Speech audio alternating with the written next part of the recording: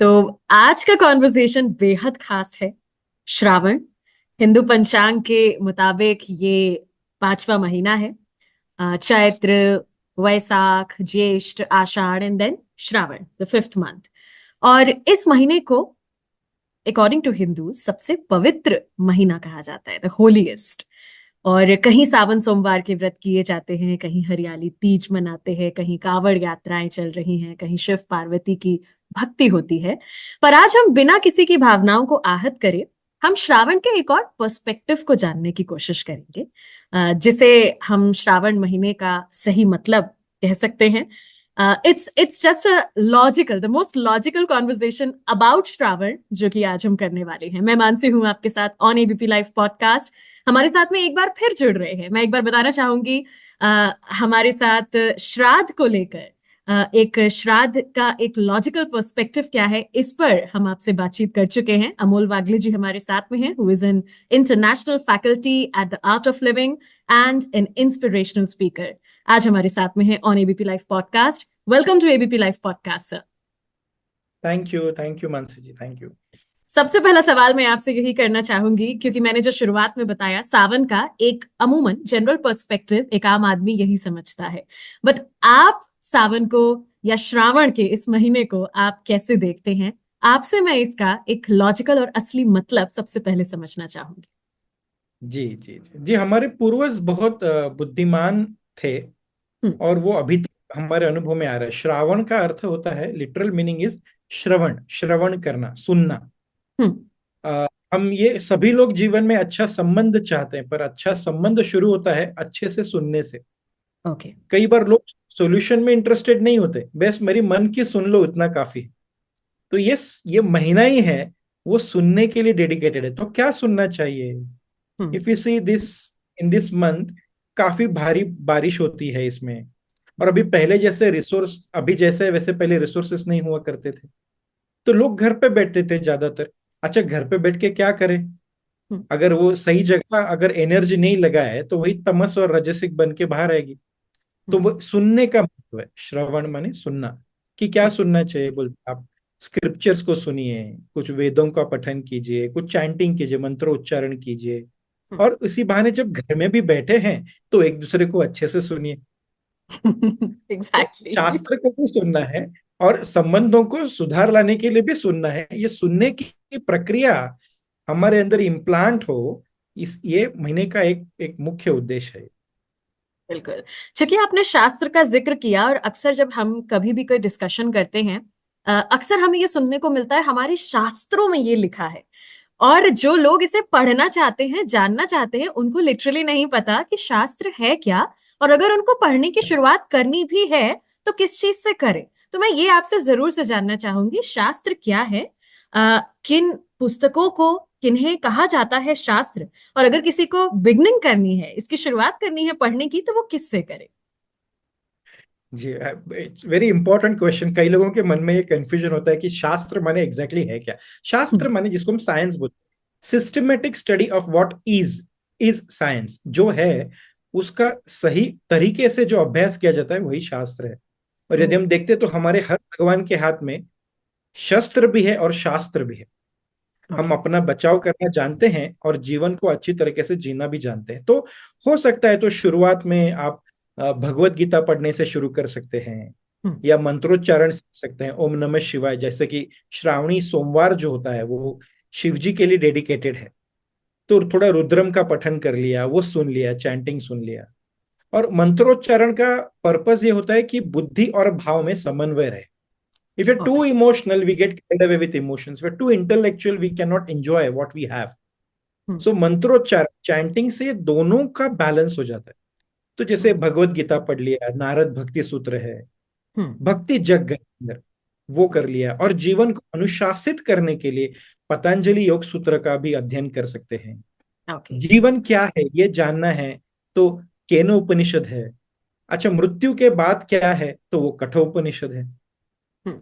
तो ऐसे बहुत सारे उपनिषद है, वेद है, पुराण है, जिनमें कई सुंदर मनोहर और सीखने जैसी कहानियां भी हैं। तो वो ओके। सुन सकते हैं। जैसे हम बोलते हैं ना, हमारी संस्कृति में काव्य शास्त्र विनोदेन कालो गच्छति धीमता। व्यसनेन तु मूर्खाणा निद्रया कलहेनवा। जो बुद्धिमान ही है व्यक्ति है, वो इस समय में काव्य, स्क्रिप्चर्स को या शास्त्र को, जैसे वेदों का थोड़ा अध्ययन कर लिया, हम्म। या विनोद माने थोड़ा एंटरटेनमेंट, बट एंटरटेनमेंट वो टीवी पे होता है, वो नहीं जो हमें बाद में जड़ बना देता। जी। कि मन को जो पोषक हो पूरक हो, ऐसा मनोरंजन करना चाहिए इसमें। एग्जैक्टली। इसलिए ये श्रावण में भी आप देखोगे तो शाम में सब मिलके गाना, मंत्रोच्चारण करना, ये कहीं जगह पर आज भी होता है और जी। होते रहना चाहिए। एग्जैक्टली। मैं आपका एक वीडियो देख रही थी जिसमें आप श्रावण के महीने में जो व्रत किए जाते हैं इसके बारे में आप क्या? बता रहे थे। और मैं आपसे ये सवाल एबीपी लाइव पॉडकास्ट के सभी देखने सुनने वालों के लिए जरूर से करना चाहूंगी। सावन सोमवार के व्रत हर कोई करता है, बट उनका एक ही उद्देश्य होता है कि वो शिव पार्वती की भक्ति के लिए करते हैं। महिलाएं इसलिए करती हैं कि उन्हें अच्छा वर मिल जाए। हमेशा से यही एक जनरल स्टोरी जो अमूमन कही जाती है कि ये एक स्टोरी है सावन सोमवार के व्रत के पीछे। What is the real story? क्या है, क्यों करना चाहिए सावन सोमवार का व्रत? अच्छा, आप देखिए ना, जब कोई व्रत करते हैं, व्रत तीन तरह का होता है। हम्म। कायिका, वाचिका और मानसिका। कायिका माने बॉडीली पेनांस करना चाहिए, ओके। ताकि शरीर सुदृढ़ हो। शरीर सुदृढ़ हो तो हम अपने आप को अच्छे से व्यक्त कर पाएंगे। तो हम्म। इसीलिए तो हमें बोलते व्यक्ति है, जो अच्छे से व्यक्त करे वो व्यक्ति। हम्म। दूसरा होता है वाचिका, कि हमारा वाणी जो है, साल भर में कुछ भी किसी से कई सारी ऐसी बातें करते हैं, शब्द बोलते हैं जो जरूरी नहीं है, तो हम्म। वर्बल पेनेंस करना चाहिए। हम्म। या और तीसरा होता है मनसिका, कि मन यहाँ वहां फंसा है, खाने में, पंचेंद्रियों के द्वारा मन फंसा है, देखने में, सुनने में, खाने में, तो वो उससे मन को विड्रॉ कर लिया, अपने भीतर ध्यान में गहरे चले गए। तो ये तीन तरह का तपस होता है, जैसे मैंने कहा, बॉडीली पेनेंस, वर्बल पेनेंस और मेंटल पेनेंस। तो ये जी। तीन तरह के तपस से ही हमारे अंदर एक ऐसा उत्साह भरता है, ऊर्जा भरती है। और उसके बाद एक संकल्प शक्ति होती है, जिसको हम कहते हैं the power of thought, because thoughts become things. तो उसमें एक शक्ति आ जाती है। फिर वो जरूरी नहीं कि कोई अच्छा पति पत्नी के लिए ही करे, किसी की मंगल कामना के लिए भी हम उपवास कर सकते हैं एक्चुअली। हम्म। जरूरी नहीं कि स्वार्थ में ही परमार्थ देख के खुद के लिए मांगते रहे। मांगना ये उपवास का पर्पस नहीं है, देना ये उपवास का पर्पस है। इसलिए उपवास एग्जैक्टली। करते हैं, इसलिए तपस्या करते हैं। सो तो ये सावन के ही सोमवार में उपवास क्यों इतने मशहूर हैं? As I told you know, कि ये महीने में बारिश काफी होती है, निसर्ग हम्म। भी आप देखो तो इतना मनोहर होता है। जैसे आप घर में रहोगे तो क्या करें, तो किसकी आराधना करें? तो अपना हर दिन आप देखो, हमारे पूर्वज इतने इंटेलिजेंट थे, हर दिन किसी देवी देवता के साथ जोड़ जोड़ दिया। हाँ। तो श्रावणी सोमवार मनाते हैं, मंगलवार हनुमान जी और गणेश जी को है, हम्म। बुधवार को विष्णु जी, गुरु तो हम सभी जानते हैं, शुक्र को हम्म। है वो दिन देवी का, शनिवार को शनि की उपासना करते हैं। कई लोग उपासना करते हैं शनि की, शनिवार को हनुमान जी की, क्योंकि शनि की दशा से बचे। ये हम्म। डर के जो की जाए ना, वो भक्ति नहीं है। सॉरी इसलिए टू बोलते हैं। इंटरप्ट यू, इसमें मैं एक सवाल भी जोड़ना चाहूंगी, क्योंकि आपने ये सच कहा कि हर देवी देवता के हिसाब से हमने दिन जोड़ दिए हैं। क्या इसके पीछे भी कोई कहानी है कि why Monday is dedicated to lord Shiva and Tuesday for Hanuman ji? ऐसा क्यों है? बस वो हमारे पूर्वजों ने क्या किया, हर रिचुअल के साथ, हर कर्म के साथ ज्ञान जोड़ दिया, कुछ ओके। एक कॉज जोड़ दिया। हम्म। कि जैसे आप अभी आप सोमवार के दिन शिव जी की पूजा करेंगे, तो आप देखो, शिव जी की पूजा करके फिर क्या आप बिल्व पत्र की सम्मान करेंगे, आप गाय का सम्मान करेंगे, है कि नहीं? नंदी का, बेसिकली गाय बैल का, जानवर का सम्मान करेंगे। तो उसी प्रकार से एक ट्री, वनस्पति और प्राणी जोड़ा है भगवान के साथ। तो ओके। इसी बात में हम निसर्ग का सम्मान करते हैं। सिर्फ ह्यूमंस का ही नहीं देखते हम, प्राणी का, निसर्ग का भी उसमें सम्मान करते हैं। जल चढ़ाया जाता है, तो पहले जल तो नदी से चढ़ाया जाता था। तो हम्म। नदी को आज जैसे कि मैं आर्ट ऑफ लिविंग संस्था से रिप्रेजेंट करता हूँ, वी जी हैव जी। Rejuvenated more than 50 rivers. So hmm. वो रिवर का सम्मान करना, हम्म। तो वो जल में, जल के रूप में वो बहा दिया उधर। दूध का सम्मान, दूध बहाया तो गाय का सम्मान होगा। बिल्व पत्र का सम्मान किया तो उस पेड़ का सम्मान होगा, निसर्ग बना रहेगा। इसलिए हर देवी देवताओं के साथ दिन कोई प्राणी या पंछी या कोई वनस्पति जोड़ दिया गया, ताकि ये निसर्ग का सम्मान हो, नेचर में बैलेंस रहे। Okay. That's that's only purpose actually. और द सोम बोलते हैं, का प्रभाव अपने मन पर पड़ता है, और शिव जी ज्ञान का प्रतीक है। उनके चोटी से ज्ञान गंगा आती है। तो सोम माने चंद्र, चंद्र का मन पर प्रभाव पड़ता है। तो मन को हैंडल करने के लिए क्या जरूरी है? तो ज्ञान जरूरी है। तो शिव जी को याद कीजिए। इस तरह से वो एग्जैक्टली। हर देवी देवता का वर्गीकरण किया है। बिल्कुल। बहुत सारे रूल्स एंड रेगुलेशंस हैं श्रावण मास के जो लोगों ने बनाए हैं। अगेन, चूंकि आज के यूथ जो है उनसे अगर आप मिलिए तो वो सावन जब आने वाले होते हैं तो वो ये कहते हैं कि बस इस तारीख से हमें कुछ चीजें करना बंद करना है। चाहे वो अनियन हो, चाहे गार्लिक हो, चाहे अल्कोहल हो, चाहे वो नॉन वेज हो। और ये हमने आपसे श्राद्ध में भी पूछा था कि क्यों मना करते हैं।